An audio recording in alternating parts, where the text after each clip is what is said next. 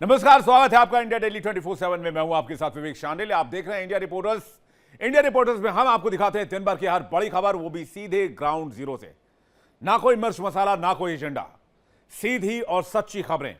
India reporters में न सिर्फ हम आपको खबर दिखाते हैं, बल्कि खबर की तह तक जाते हैं और हमारे रिपोर्टर्स बताते हैं उस खबर की एक एक सच्चाई। तो चलिए शुरुआत करते हैं और देखते हैं इंडिया रिपोर्टर्स में आज दिन भर की बड़ी खबरें हमारे रिपोर्टर्स की जुबानी। सपा के पूर्व मंत्री आजम खान के ड्रीम प्रोजेक्ट जौहर यूनिवर्सिटी को लेकर मुश्किलें बढ़ने वाली हैं। बिना नक्शा पास कराए 40 भवनों में से 38 भवन अवैध माने गए हैं। रामपुर विकास प्राधिकरण ने नोटिस चस्पा करते हुए 20 दिनों की मोहलत दी है। अगर 20 दिनों के अंदर विश्वविद्यालय प्रशासन ने ध्वस्तीकरण की कार्रवाई नहीं की, यानी खुद नहीं हटाया, तो रामपुर विकास प्राधिकरण अपने स्तर से नियमानुसार कार्रवाई करेगा। माना जा रहा है कि बुलडोजर एक्शन की तैयारी है और पूरे इस मामले को लेकर बताया गया है कि जो 40 भवन थे उसमें से 38 भवन अवैध रूप से वहां पे निर्माण किए गए हैं। हालांकि विद्यालय पक्ष का साफ तौर पे कहना है कि संगीन खेड़ा गांव उस वक्त न पालिका में था और न ही विकास प्राधिकरण में था। 27 सितंबर 2024 के बाद इसमें आया है और उस वक्त उसकी जरूरत नहीं थी नक्शा पास कराने को लेकर। हालांकि जिलाधिकारी का साफ तौर पे कहना है कि जो जौहर यूनिवर्सिटी का बिल्डअप हुआ है, निर्माण हुआ है, वो सरकारी जमीनों पे हुआ है और कई जमीनों को खरीद फरोख्त में भी अनियमितताएं मिली हैं। और ये जो भवन है उसका जो मानचित्र है उससे संबंधित जो दस्तावेज आए गए थे वो असंतुष्टजनक थे। अब इस मुद्दे को लेकर सियासत भी साफ तौर पर देखने को मिल रही है। सपा के प्रवक्ता का साफ तौर पर कहना है कि मुद्दों से ध्यान भटकाने के लिए जौहर यूनिवर्सिटी को निशाना बनाया जा रहा है। तो वहीं MIM के प्रवक्ता शादाब चौहान का कहना है कि आजम खान से दिक्कत है बीजेपी को, इसलिए आजम खान के ड्रीम प्रोजेक्ट जौहर यूनिवर्सिटी पर यह कार्रवाई की जा रही है। यानी चारों तरफ देखा जाए तो विपक्ष इस मुद्दे को लेकर गरमा रहा है कि आखिर ऐसे क्या बात है कि जौहर यूनिवर्सिटी को निशाने पर लिया जा रहा है। हालांकि सपा को भी आड़े हाथ लेते हुए लोग ये कहते नजर आ रहे हैं कि समाजवादी पार्टी मुसलमानों का वोट तो लेती है पर मुसलमानों के साथ हो रहे अत्याचारों पर खुल के अपनी बात नहीं कह रही है। यानी कुल मिला के देखा जाए तो जौहर यूनिवर्सिटी को लेकर अब ये सियासत साफ तौर पर गरमाती हुई नजर आ रही है। वीडियो जर्नलिस्ट सर्वजीत सिंह के साथ अनुज कुमार, इंडिया डेली 24/7, लखनऊ। हैदराबाद के पुराना शहर के सईदाबाद इलाके का सक्सेस स्कूल विवादों में आ गया है। दरअसल विश्व हिंदू परिषद के राष्ट्रीय प्रवक्ता विनोद बंसल ने एक ट्वीट किया है और इस ट्वीट में कुछ डायरी के पन्ने और एक वीडियो भी साझा किया है। विनोद बंसल के मुताबिक सक्सेस स्कूल के एक टीचर ने दूसरी क्लास में पढ़ने वाले एक छात्र को फातिहा और कलमा पढ़कर आने की बात कही थी। जैसे ही ये मामला सामने आया तो पूरे इलाके में हड़कंप मच गया। तरह तरह की बातें होने लगी, तरह तरह की आरोप स्कूल पे लगाए जाने लगे। इसी बीच जब इस पूरे मामले की जानकारी बच्चे के परिजनों को लगी तो बच्चों के परिजनों के पैरों तले ज़मीन खिसक गई कि आखिर कैसे कोई स्कूल इस तरीके की बातें कर सकता है, किसी और धर्म के जो है वो पढ़ने के लिए कर सकता है कि फातिहा और कलमा पढ़ के आया जाए, बच्चे के द्वारा फातिहा और कलमा पढ़ा जाए। जैसे ही ये बातें बच्चे के परिजनों की नॉलेज में आई, बच्चे के परिजन जो है वो स्कूल पहुंचे और स्कूल पहुंचने के बाद उन्होंने इस पूरे मामले को लेके अपनी नाराज़गी स्कूल प्रशासन के सामने जताई।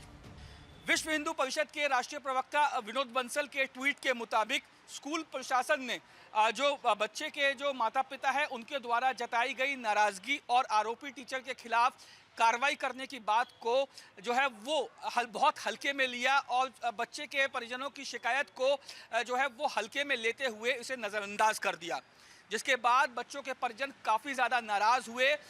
विनोद बंसल की अगर बात की जाए तो विनोद बंसल के मुताबिक इस तरीके की बातें स्कूल में होना ये बहुत ज़्यादा चिंताजनक है।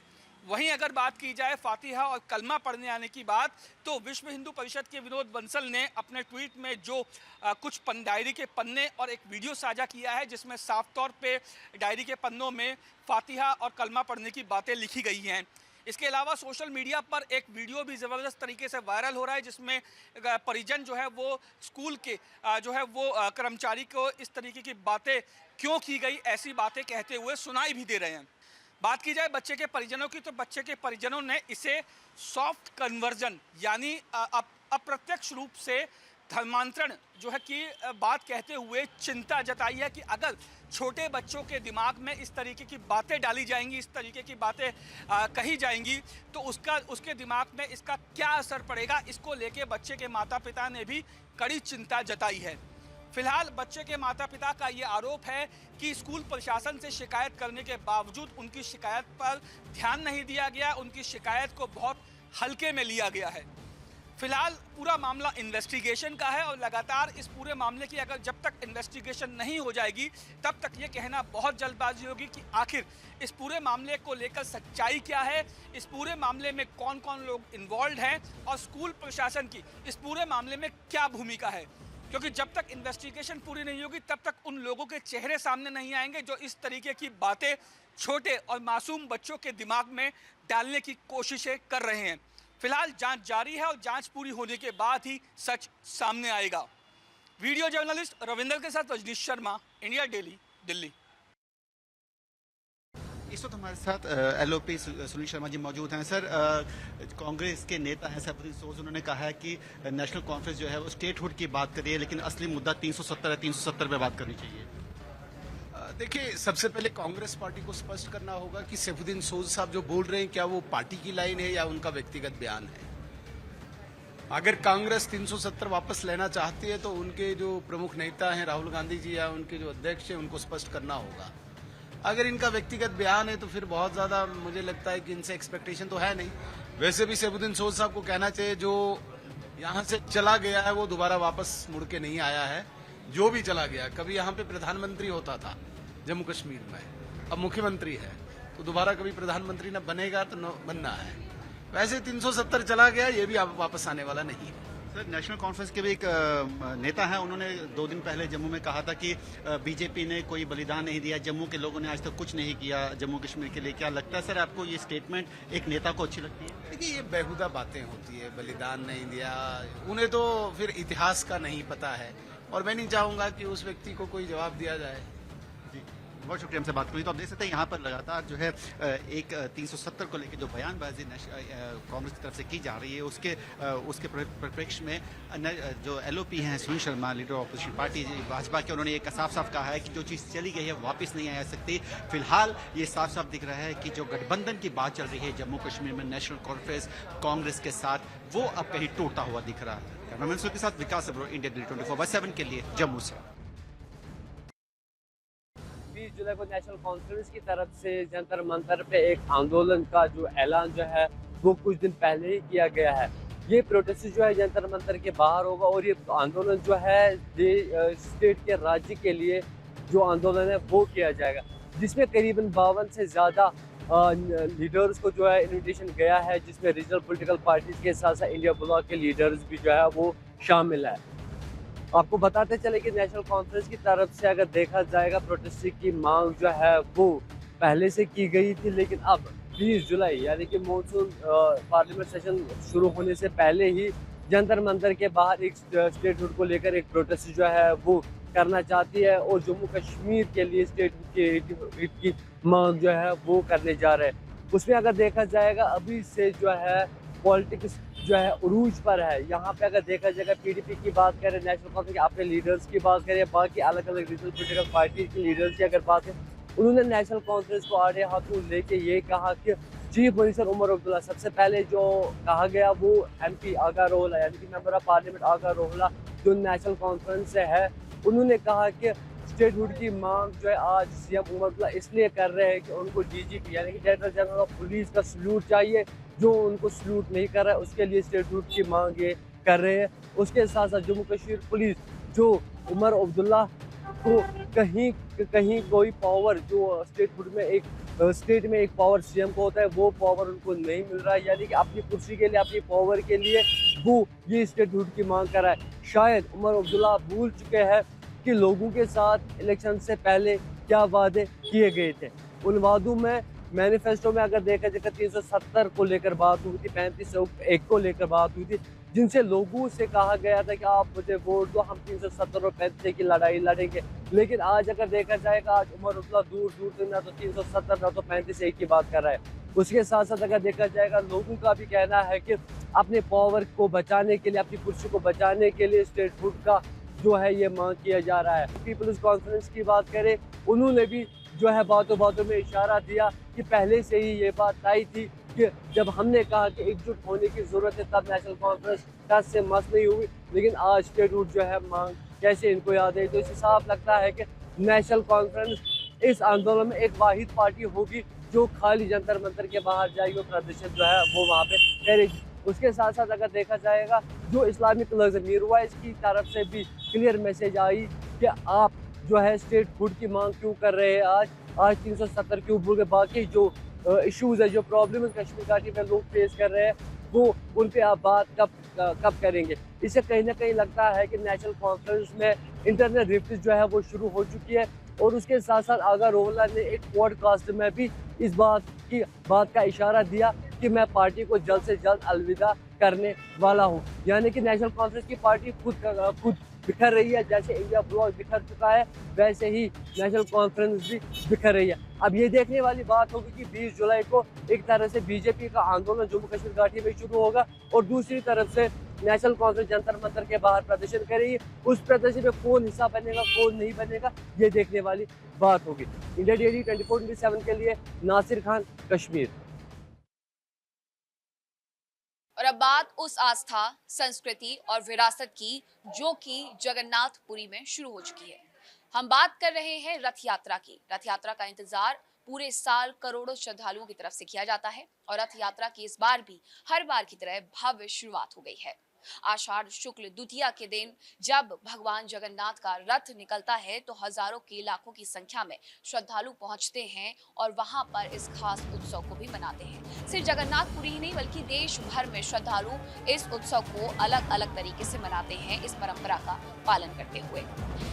भगवान जगन्नाथ की भव्य रथ यात्रा, जिसे दुनिया की सबसे विशाल धार्मिक यात्राओं में गिना जाता है, ओडिशा के पुरी में हर साल ये शुरू होती है जब भगवान जगन्नाथ, उनके बड़े भाई भगवान बलभद्र और बहन देवी सुभद्रा अपने भव्य रथों पर सवार होकर श्री मंदिर से गुंडीचा मंदिर की यात्रा पर निकलते हैं। लाखों की संख्या में श्रद्धालु रथ की रस्सी को खींचने का सौभाग्य प्राप्त करने के लिए उमड़ पड़ते हैं। मान्यता है कि रथ की रस्सी खींचने से व्यक्ति के पापों का नाश होता है, उसे मोक्ष की प्राप्ति होती है। इस यात्रा की सबसे खास बात यह है कि भगवान स्वयं अपने भक्तों के बीच आते हैं। आम दिनों में श्री मंदिर में प्रवेश सभी के लिए संभव नहीं होता। रथ यात्रा के दौरान भगवान खुले मार्ग पर अपने भक्तों को दर्शन देते हैं। यही वजह है कि इसे जन जन के भगवान की यात्रा भी कहा जाता है। इन तीनों रथों की अगर बात की जाए तो भगवान जगन्नाथ के रथ का नाम नंदीघोष है, जो सबसे बड़ा होता है। भगवान बलभद्र के रथ को तालध्वज और देवी सुभद्रा के रथ को दर्प दलन कहा जाता है। हर वर्ष इन रथों का निर्माण नए सिरे की विशेष प्रकार की लकड़ियों से किया जाता है। सैकड़ों कारीगर कई सप्ताह तक मेहनत करके इन्हें तैयार करते हैं और रथ यात्रा शुरू होने से पहले बेहद अनोखी परंपरा भी निभाई जाती है, जिसे छेरा पहरा कहा जाता है। इस परंपरा में पुरी के गजपति महाराज स्वयं सोने की झाड़ू से तीनों रथों की सफाई करते हैं और संदेश बिल्कुल साफ होता है कि भगवान के सामने राजा और आम इंसान सभी समान है। रथ यात्रा के दौरान भगवान जगन्नाथ लगभग 7 दिनों तक गुंडीचा मंदिर में विराजमान रहते हैं। इसके बाद बहुधा यात्रा के माध्यम से वे वापस श्री मंदिर लौटते हैं। वापसी के दौरान भगवान अपनी मौसी के घर भी जाते हैं, जहाँ उन्हें विशेष प्रसाद अर्पित किया जाता है। इस पूरी यात्रा के अंतिम चरण में भगवान का स्वर्ण आभूषणों से भव्य श्रृंगार किया जाता है, जिसे सुनावेशा कहा जाता है। इस अद्भुत दृश्य को देखने के लिए लाखों की संख्या में श्रद्धालु पहुंचते हैं। जगन्नाथ रथ यात्रा सिर्फ एक धार्मिक आयोजन नहीं है, बल्कि भारत की समृद्ध संस्कृति, परंपरा, समानता और सामाजिक एकता का प्रतीक भी है। यही कारण है कि देश ही नहीं बल्कि दुनिया भर से लाखों श्रद्धालु और पर्यटक पुरी पहुंचकर इस दिव्य उत्सव के साक्षी बनते हैं। और इस बार की जो तस्वीरें सामने आई हैं, जो आपने अभी देखी हैं, वो ये बताने के लिए काफ़ी है कि किस तरीके से लाखों की संख्या में श्रद्धालु इस बार भी वहाँ पर उमड़े हैं भगवान के दर्शन के लिए। ये त्यौहार और ये उत्सव पूरे दुनिया में मनाया जा रहा है, न केवल भारत में बल्कि बाहरी देशों से भी ऐसी ही तस्वीरें सामने आ रही है। तो क्या आप भी जा रहे हैं भगवान जगन्नाथ के दर्शन करने के लिए? और अगर नहीं जा सकते हैं तो इंडिया डेली 24/7 के माध्यम से आप घर बैठे उनके दर्शन भी कर सकते हैं। वीडियो जर्नलिस्ट मृत्युंजय के साथ मैं मीनाक्षी रजत, इंडिया डेली। हो रही बरसात का असर अब मैदानी क्षेत्रों में देखने को मिल रहा है। तस्वीरों में आप देख सकते हैं मौजूदगी हमारी वाराणसी के दशाश्वमेध घाट पर है और ये घाट आपको नजर आ रहा होगा। घाटों पर जो छोटे मंदिर है वो अब धीरे धीरे जलमग्न होते नजर आ रहे हैं। बता दें काशी में कुल 84 घाट है और हर घाट पर आपको इस प्रकार के मंदिर देखने को मिलेंगे जो कि अब धीरे धीरे जलमग्न हो रहे हैं। बता दें संख्या की बात तो हजारों की संख्या में इस प्रकार के मंदिर देखने को मिल जाएंगे। 2 सेंटीमीटर प्रति घंटे की रफ्तार से गंगा नदी का जलस्तर बढ़ रहा है जो कि बीते 2 दिनों से बढ़ रहा है और वर्तमान की बात की जाए तो लगभग 5 से 6 सीढ़ियां अब तक जलमग्न हो चुकी हैं। बता दें कुछ दिन पहले की बात तो इस बार बढ़ते गर्मी से और बारिश ना होने के कारण गंगा नदी का जो जलस्तर है वो सामान्य से भी नीचे चला गया था और जो कई घाट ऐसे थे जहाँ पे पानी को छोड़ दिया गया था, रेत के जो टीले हैं वो उभर आए थे। मगर वर्तमान में अब धीरे धीरे ये जो जलस्तर है उसका बढ़ने लगा है। बता दें कि इस बार मॉनसून उस तरीके से नहीं आया जिस तरीके का सबको इंतज़ार था। यही वजह है गर्मी प्रचंड पड़ रही है। टेम्परेचर की बात की जाए तो वर्तमान में 35 डिग्री के पार पारा जा चुका है और अभी भी बारिश का कोई अता पता नहीं है। मौसम विभाग की बात की जाए तो 2 से 3 दिनों के अंदर बारिश होने की उम्मीद है। अब देखना ये होगा कि बारिश होती है और कितनी लोगों को राहत मिलती है। मगर घाट से ये चिंता का विषय है क्योंकि नाविक, रेडी पटरी और जो फूल माला के विक्रेता हैं उनमें चिंता बढ़ गई है क्योंकि अगर इसी प्रकार से जलस्तर बढ़ता रहेगा तो उनके रोजगार पे कहीं ना कहीं परेशानी देखने को मिलेगी। वाराणसी से इंडिया डेली के लिए नित्यानंद मिश्रा। भारतीय रेलवे के लिए ऐतिहासिक पल का समय जो है वो आने वाला है। खुद प्रधानमंत्री नरेंद्र मोदी देश की पहली हाइड्रोजन ट्रेन जो चलेगी उसको 17 जुलाई को हरी झंडी दिखाकर रवाना करते हुए नजर आएंगे। ये ट्रेन हरियाणा के जिंद से सोनीपत के बीच में चलेगी। करीब करीब 10 से 11 स्टेशन इसके बीच में पड़ेंगे जब ये ट्रेन रुकती हुई नजर आएगी। 90 किलोमीटर तक का ये जो सफर है वो करीब करीब 2 से 2.5 घंटे के बीच में पूरा कर लिया जाएगा। यानी हरियाणा वासियों को बहुत ही ज्यादा आराम मिलने वाला है। दूसरी तरफ अगर बात करें इसकी तो इसकी खासियत भी अलग अलग है। ये ट्रेन करीब 11 स्टेशनों पर रुकेगी। 17 जुलाई को जब इसकी शुरुआत होगी तो सबकी नजर होगी इसकी खासियत पर। खासकर ये 10 डिब्बों वाली ट्रेन है। इसमें 8 यात्री डिब्बे हैं और 2 पावर कार इंजन है। यानी इसकी कुल क्षमता करीब 2400 किलोवाट है। यात्री क्षमता लगभग 2600 के आसपास है। सामान्य तौर पर यह 75 किलोमीटर प्रति घंटे की रफ्तार से चलेगी। दूसरी तरफ रेल मंत्रालय क्या कह रहा है वो समझिए। रेल मंत्रालय के मुताबिक ये दुनिया की सबसे शक्तिशाली हाइड्रोजन ट्रेनों में से एक है। इसे चेन्नई के इंटीग्रल कोच फैक्ट्री में बनाया गया है। टाटा एडवांस सिस्टम ने इसका फ्यूल सेट सिस्टम तैयार किया है। इसकी तकनीक कैसे काम करती है ये भी समझना बेहद जरूरी हो जाता है। दरअसल सामान्य ट्रेन जो है वो डीजल या फिर बिजली लेकर चलती है, लेकिन हाइड्रोजन ट्रेन बिल्कुल अलग तरीके से काम करती है। इसके लिए ट्रेन में खास टैंकों में हाइड्रोजन गैस भरी जाती है। जिंद में एक खास प्लांट जो है वो बनाया गया है जहां बिजली से पानी को इलेक्ट्रोलिसिस करके हाइड्रोजन बनाया जाएगा। फिर हाइड्रोजन को फ्यूल सेल नामक डिवाइस में ऑक्सीजन के साथ मिलाया जाता है जिससे एक प्रतिक्रिया जो है रासायनिक प्रतिक्रिया देखने को मिलती है जो सीधे बिजली बनती है और बनी हुई बिजली ट्रेन की मोटर को चलाएगी और ट्रेन पटरी पर दौड़ती हुई नजर आएगी। सबसे बड़ा फायदा ये हो जाएगा कि इस पूरे प्रोसेस से कोई धुआं या फिर कार्बन डाइऑक्साइड या प्रदूषण नहीं निकलता है। सिर्फ पानी की भाप और गर्मी निकलती है। यानी इस ट्रेन के चलने से हवा प्रदूषित नहीं होगी। डीजल ट्रेनों की तुलना में ये करीब करीब 0 उत्सर्जन वाली है और इससे ग्लोबल वार्मिंग कम करने में मदद मिलेगी। भारत अब जर्मनी, चीन, फ्रांस जैसे देशों की लिस्ट में शामिल हो गया है जो हाइड्रोजन ट्रेन चला रहे हैं। और इसका ट्रायल अगर बात करें तो करीब स्पीड, ब्रेकिंग, कंपन सब कुछ चेक किया जा चुका है। 2026 में हाइड्रोजन ट्रेन का 120 किलोमीटर प्रति घंटे का सफल हाई स्पीड ट्रायल भी हुआ था। यानी अब जो नजर रहने वाली है वो 17 जुलाई की तारीख पर नजर रहेगी जब इस ट्रेन की सौगात जो है हरियाणा के जिंद से लेकर सोनीपत के बीच में जब चलेगी तो उन पर टिकी रहेगी। कैमरा पर्सन मृत्युंजय के साथ मैं आशीष पांडे, इंडिया डेली के लिए नोएडा। इंडिया रिपोर्टर्स में फिलहाल इतना ही। वक्त एक छोटे से ब्रेक का है। ब्रेक पर जाने से पहले आपको बता दें इंडिया डेली 24/7 मौजूद है अब आपकी स्मार्ट टीवी पर भी लाइव और लगातार। देखिए इंडिया डेली 24/7 अब आपकी स्मार्ट टीवी पर इंडिया डेली मौजूद है सभी डिजिटल प्लेटफॉर्म पर लाइव और लगातार। इंडिया डेली 24/7, हर दिन राष्ट्र को समर्पित।